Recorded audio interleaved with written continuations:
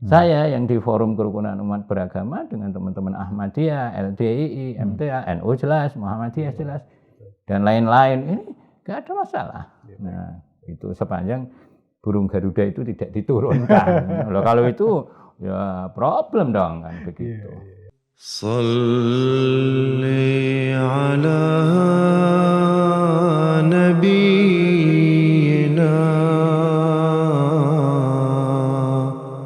Salli ala Muhammadin. Assalamualaikum warahmatullahi wabarakatuh. Waalaikumsalam warahmatullahi wabarakatuh. Pemirsa dimanapun Anda berada, alhamdulillah pada kesempatan ini kita berjumpa dalam acara podcast ahmadiyah.id. Sebuah podcast yang membahas tentang tema keagamaan, kemanusiaan, kebangsaan, dan isu-isu kekinian lainnya. Pada kesempatan podcast kali ini, kita akan membahas sebuah tema yang sedang hangat diperbincangkan, yaitu tentang konsep khilafah di Indonesia. Namun untuk membahas tema itu saya tidak sendirian, saya ditemani oleh dua narasumber yang sangat saya banggakan. Yang pertama adalah Kiai Haji Taslim Sahlan, Ketua FKUB Jawa Tengah. Dan yang kedua adalah Muhammad Isnur, Sarjana Hukum, Ketua YLBHI. Assalamualaikum Bapak-Bapak. Waalaikumsalam Terima kasih warahmatullahi banyak wabarakatuh. atas kehadirannya di acara podcast kami kali ini. Sama-sama, Ini- terima kasih juga. Ya, Masya Allah, merupakan sebuah boleh dibilang kehormatan Sama. bisa hadir di Dengan senang hati. Alhamdulillah. Sebuah kehormatan diundang juga oleh Masya Allah, Ahmadiyah terima untuk kasih bisa. banyak. Pak Kiai, bagaimana melihat fenomena beberapa kelompok tertentu yang sedang mewartakan kembali Iya. semangat khilafah di Indonesia? Ya, terima kasih. Jadi soal khilafah saya kira pandangan kita harus ketika bicara khilafah itu pakai footnote. Sebenarnya begini. Jadi yang sejauh yang saya pahami khilafah ini sebenarnya barang baik juga dalam konteks begini.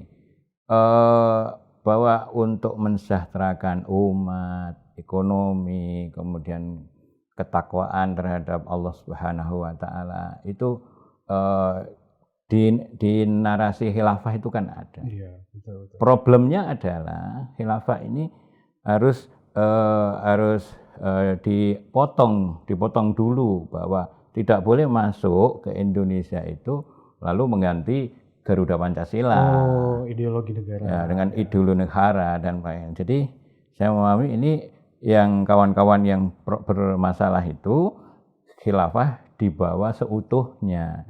Islam kan hadir dengan mengusung nilai bukan mengusung bentuk gitu kan. Nah, kalau teman-teman yang di Ahmadiyah ini pakai sistem khilafah juga saya amati. Oh, iya. Tetapi ini lebih kepada khilafah manhaj nubuwah. Jadi bagaimana teman-teman Ahmadiyah ini mengorganisir seluruh umatnya di dunia ini untuk taat kepada Allah, hablum minallahnya, tapi hablum minan nasnya juga dibangun dan tidak mengusung daulah. Jadi sepanjang ini yang dibawa kemudian kehidupan berbangsa dan bernegara itu kompatibel dengan komitmen kebangsaan yang hari ini lebih populer. Kita harus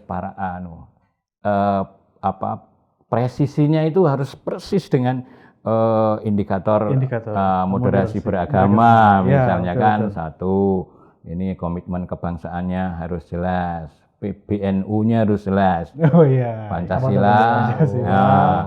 PBNU ya, Pancasila, Bhinneka Tunggal Ika, NKRI dan Undang-Undang Dasar itu clear. Monggo gitu kan. Lalu yang kedua, toleransinya harus jelas. Kawan-kawan Ahmadiyah toleransinya luar biasa. Ya kan, terus anti kekerasan.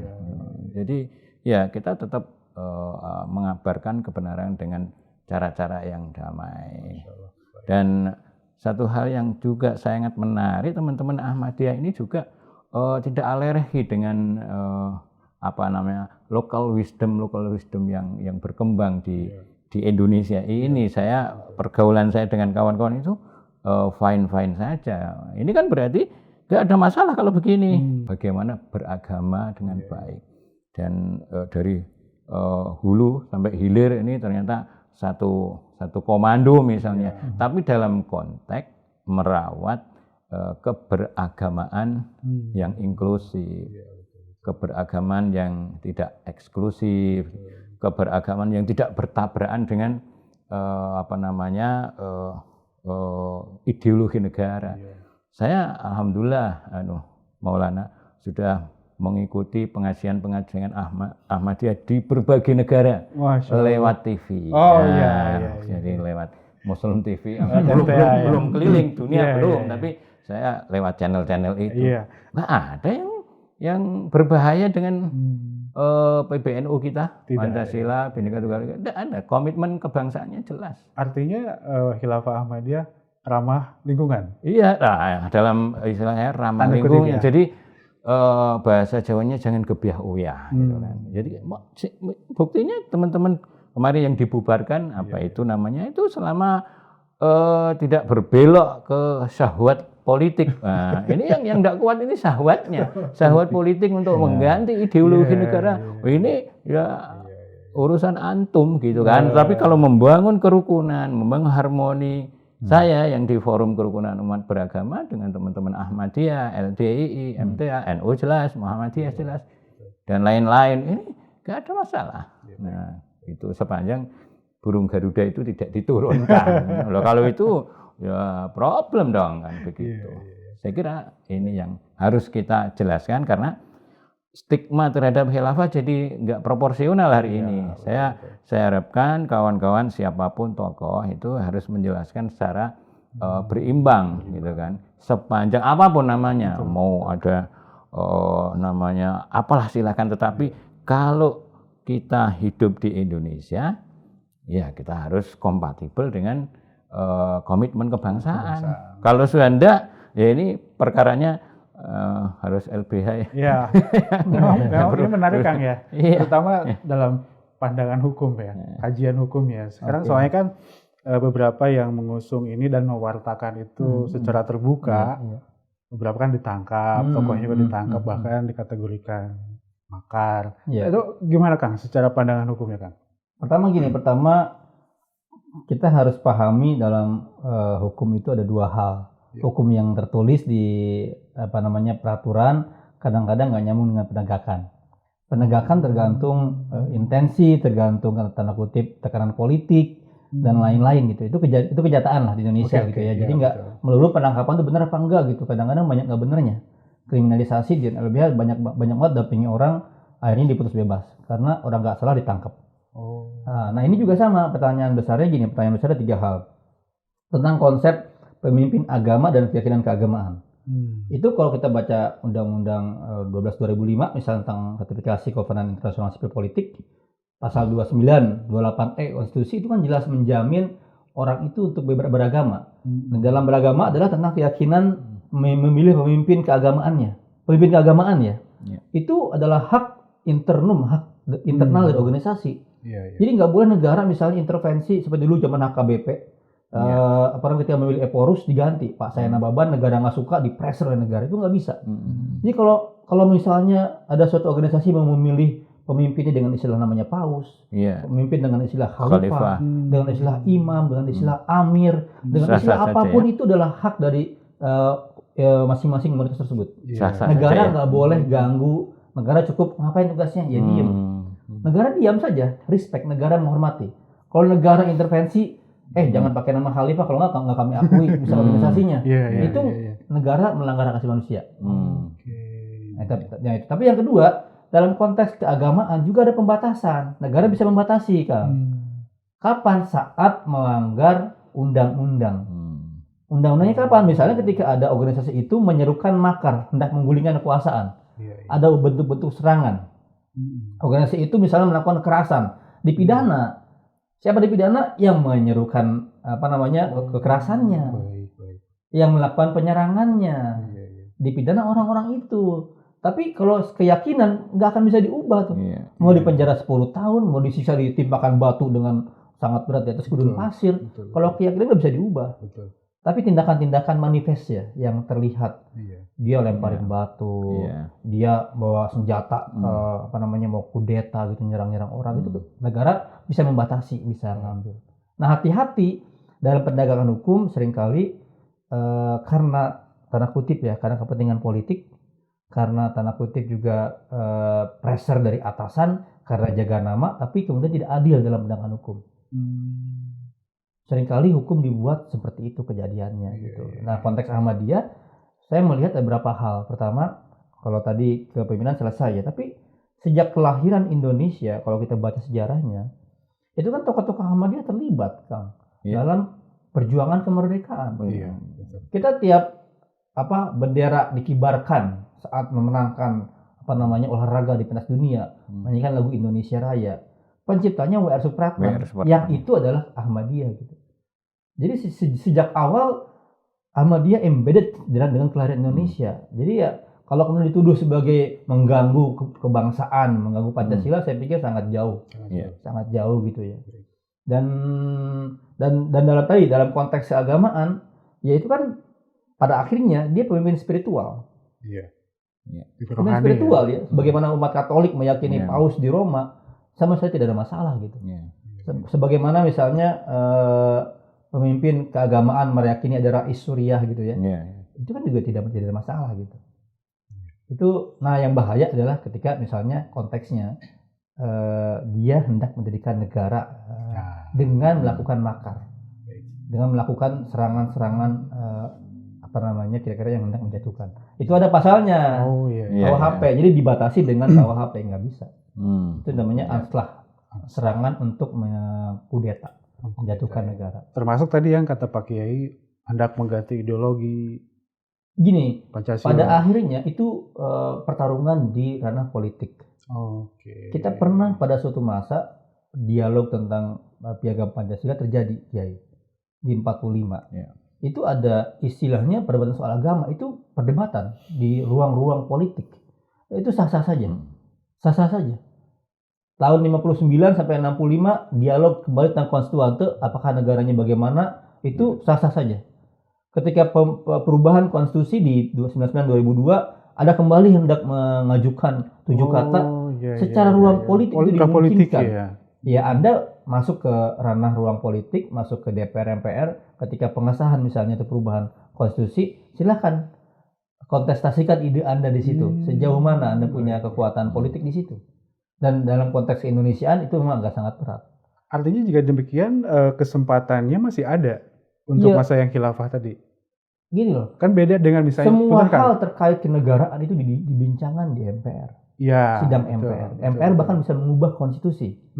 Bisa mengubah bahasa-bahasa di konstitusi. Pertanyaannya, sekuat apa Anda mau mengubah konstitusi itu? Ya, berbeda dengan misalnya dengan TAP MPR yang melarang PKI komunis, itu kan beda banget ya. Itu sejarah tanda kutip yang memang kita harus baca kembali pada akhirnya. Tapi kalau soal tanda kutip perjuangan ideologi mau ke arah dibawa ke arah lebih liberal, ke arah lebih sekuler, lebih agamis, itu pada akhirnya di politik. Dan negara kita sekarang banyak sekali undang-undang yang memasukkan nilai-nilai Islam, Pak.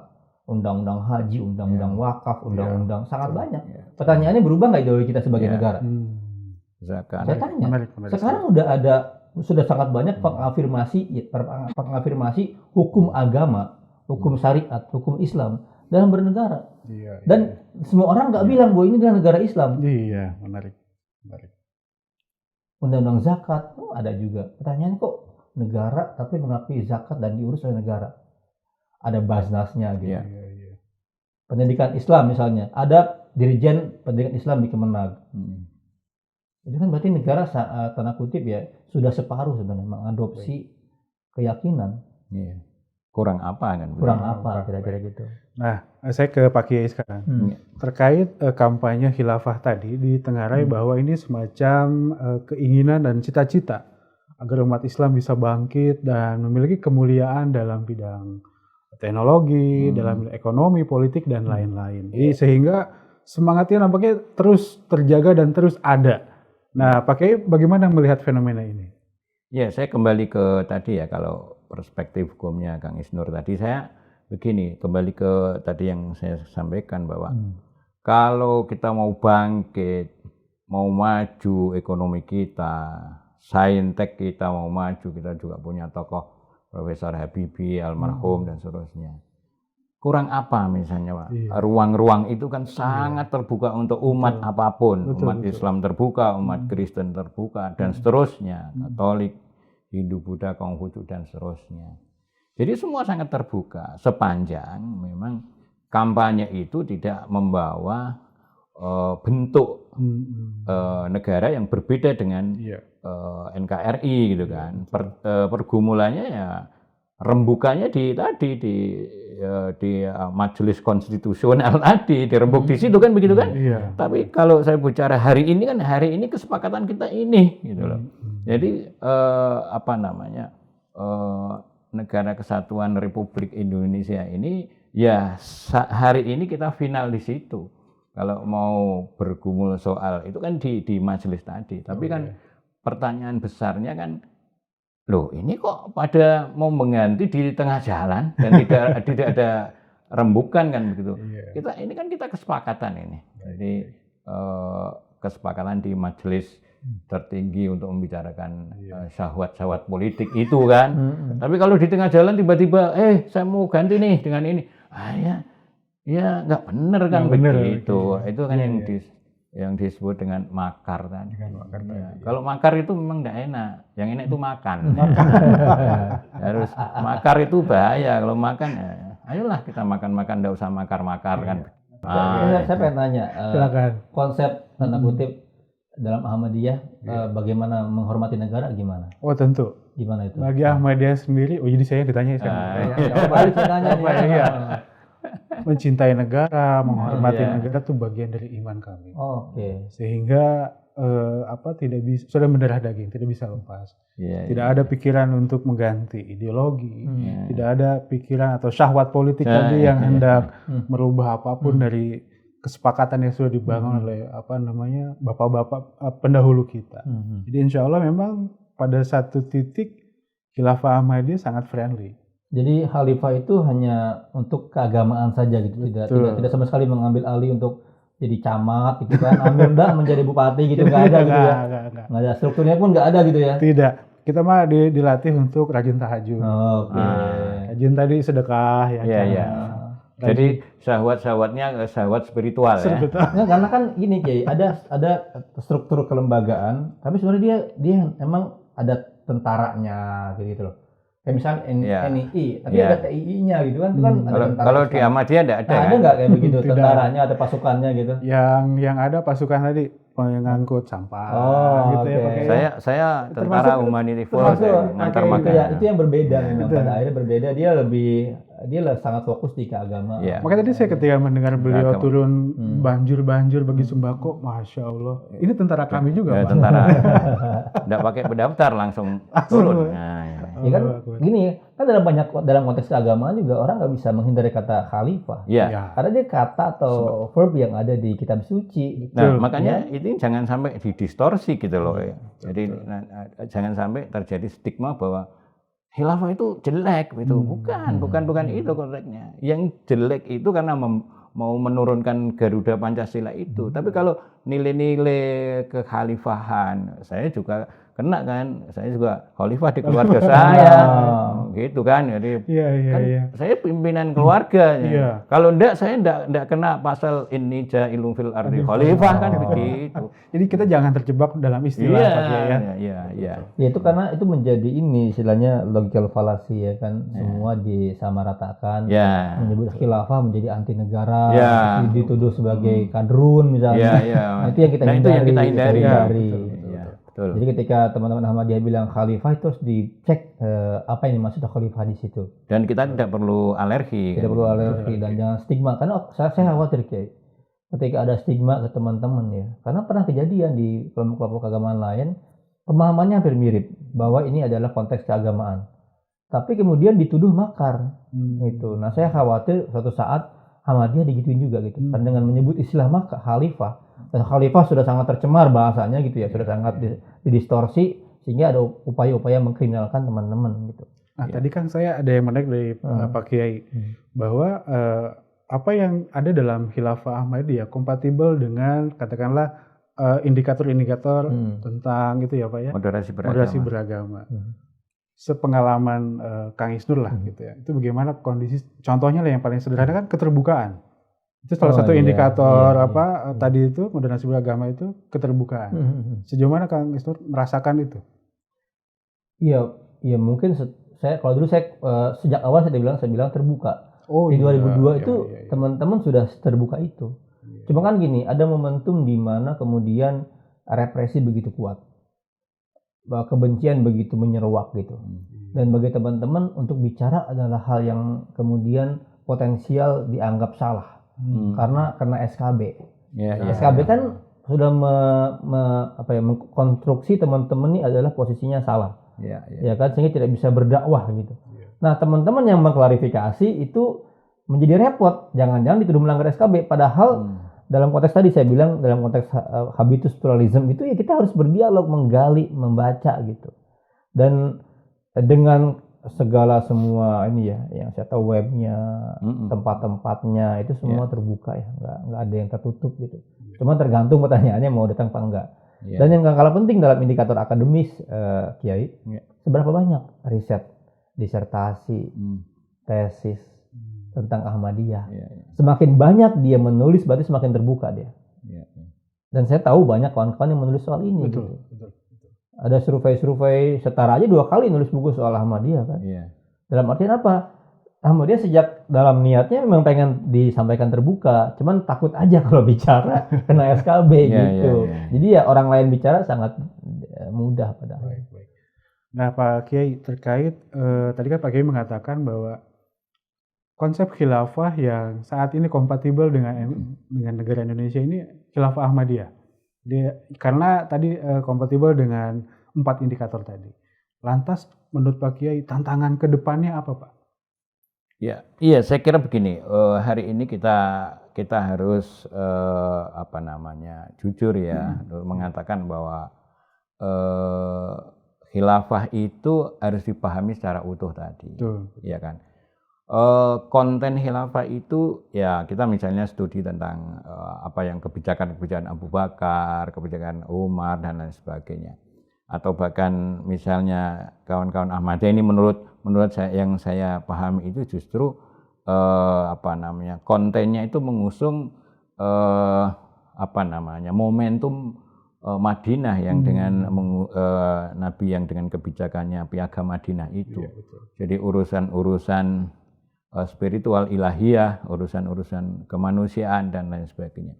Ini kan Indonesia yang dengan 4 konsensus kebangsaan itu kan kompatibel dengan nilai-nilai Piagam Madinah. Yang saya amati, saya ikuti, saya bergumul dengan teman-teman Ahmadiyah itu ya di situ mainnya. Jadi tidak main ke ranah politik praktis gitu kan. Di beberapa negara yang saya lihat melalui MTA itu, Muslim Television Ahmadi itu tidak ada. Di Jepang kemudian mengganti ideologi Jepang dengan ideologi Ahmadiyah, ideologi politik ya. Jadi kalau ada istilah ramah lingkungan itu ya saya kira yang lebih pas gitu. Karena itu ke depan siapapun di antara kita tolong kita memahami konsep khilafah itu dalam perspektif yang utuh. Yang mana dulu gitu kan. Tidak usah dengan istilah khilafah lah. Apalah istilah misalnya Gatoloco atau apa. Tapi kalau dia mengganti ideologi ya habislah dia ya kan, karena dia. Saya tanya. Sudah berapa negara Ahmadiyah di beberapa negara sekarang? 200 terakhir dari Pak Amir Nasional 224 negara. Nah, pertanyaan kan itu kenapa dia bisa adaptif terhadap konteks negara apapun? Baik negaranya kerajaan, negaranya republik, negaranya keluarga gitu ya, atau negara arisan misalnya gitu kan. Kenapa cocok? Pertanyaan besar kan. Berarti kan dia dalam artian tidak menggantikan posisi negara. Yang diusung Khalifah Manhaj Nubuwah tadi. Poin dasarnya dipakai tadi ya. Gitu. Dan ya dalam konteks tanda kutip ya, organisasi global gitu keagamaan, saya nggak tahu ada lagi nggak sejenis Ahmadiyah gitu yang sudah ada di urusan negara gitu. Kalau di Katolik kan jelas ya. Katolik iya. Hampir mirip kan. Mirip-mirip. Nah, kalau NU kan cuma di beberapa negara, Kiai. Nah, kan. Iya. Kira-kira kan kita pengen mengglobalkan NU, Kiai. Pengen NU disebarin kemana gitu ke saya kira kan Afrika. Gitu. Saya sebagai warga ya, sebagai warga tidak malu-malu lah belajar dengan Ahmadiyah lah, gitu kan. Ya. Masya Allah. Kang Isnur, terakhir Kang, terkait tadi tantangan. Masalahnya Kang Isnur ini udah tahu Ahmadiyah itu luar dalam masalahnya ya. Tantangan Ahmadiyah ke depan, khilafah Ahmadiyah termasuk diantaranya, bagaimana Kang ke depan ini? Baik dalam konteks hukum, sosial, kemanusiaan, kebangsaan. Tantangannya, kalau tantangan berarti di luar ya, di pihak eksternal ya. Sejauh mana kemudian juga Ahmadiyah turut berpartisipasi dalam mengembangkan khazanah publik tentang perbedaan tadi, tentang keragaman gitu. Saya pikir semakin kemudian kita bisa memberikan warna di ruang publik bahwa berbeda itu indah gitu, dan memberikan contoh ya, kira-kira sebagai warga bangsa yang baik dan bahkan terlibat dalam banyak hal, saya yakin orang akan mulai semakin tertarik, semakin melihat bahwa itu adalah perbedaan yang harus dinikmati, disyukuri. Dan itu juga bukan tanggung jawab Ahmadiyah saja, tanggung jawab negara, terutama. Bagaimana negara tidak mengulangi kesalahan-kesalahan yang sama dengan menjadi pihak yang bisa menyebut ini sesat, ini tidak sesat. Negara, sepanjang negara kebijakannya seperti itu dan dia dijadikan sebuah tanda kutip alat ya bagi sebuah rezim, sebuah pemerintahan. Ini kayaknya Ahmadiyah saya ini jadi politik buat saya naik, itu akan repot tuh. Ya, tantangannya adalah mendorong pemerintah atau DPR juga lebih sesuai dengan konteks konstitusi, menjamin semua penduduk ya, semua warga negara untuk punya keyakinan masing-masing dan negara nggak usah campur tangan gitu. Nah, kalau ada yang kemudian mengganggu, ada yang kemudian mau menyerang, tugas negara ya menghentikan, melindungi. Di situ bukan negara ikut campur, ini melakukan sesat, ini tidak gitu. Apalagi sampai dipidana, itu berbahaya sekali. Baik. Masya Allah, Pak Kiai, Kang Isnur, ini sebuah perbincangan yang sangat menarik. Mudah-mudahan poin-poin yang tadi telah disampaikan tentunya menjadi khasanah ilmu dan tentunya juga penyemangat kita untuk maju ke depan. Terima kasih banyak Kang Isnur, Pak Kiai atas kehadirannya. Mudah-mudahan kita bisa berjumpa di masa yang akan datang. Jazakumullah. Assalamualaikum warahmatullahi wabarakatuh.